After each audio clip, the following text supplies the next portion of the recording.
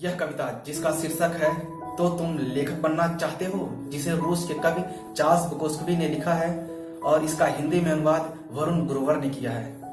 उनकी यह कविता अंतर्जाल पर टहलते हुए मिली, अद्भुत लगी, इसलिए आप सभी दर्शकों से साझा करने का दिल किया।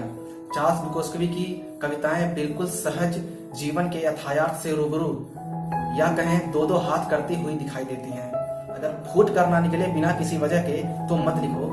अगर बिना पूछे बताए ना बरस पड़े तुम्हारे दिल और दिमाग और जुबा और पेट से तो मत लिखो।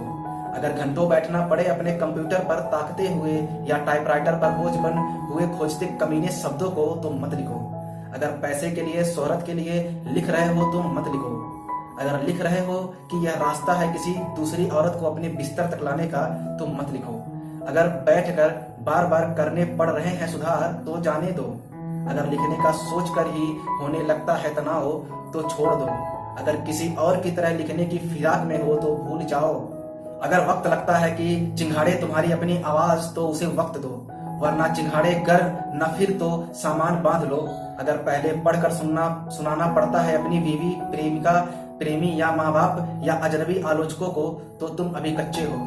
अनगिनत लेखकों से मत बनो, अनगिनत लेखकों से मत बनो उन हजारों की तरह जो कहते हैं खुद को लेखक। उदास और खोखले नक्शेबाज स्वयं मैथुन के मारे हुए।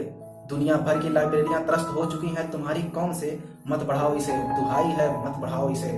जब तक तुम्हारी आत्मा की जमीन से लंबी दूरी के मारक रॉकेट जैसे नहीं निकलते लफ्ज, जब तक चुप रहना तुम्हें पूरे चांद की रात के भेड़िया जैसे नहीं कर देता पागल या हत्यारा, जब तक कि तुम्हारी नाभि का सूरज तुम्हारे कमरे में आग नहीं लगा देता, मत लिखो मत लिखो मत लिखो। क्योंकि जब वक्त आएगा और तुम्हें मिला होगा वो वरदान, तुम लिखोगे और लिखते रहोगे जब तक भस्म नहीं हो जाते तुम या यह हवस। कोई और तरीका नहीं, कोई और तरीका नहीं था कभी।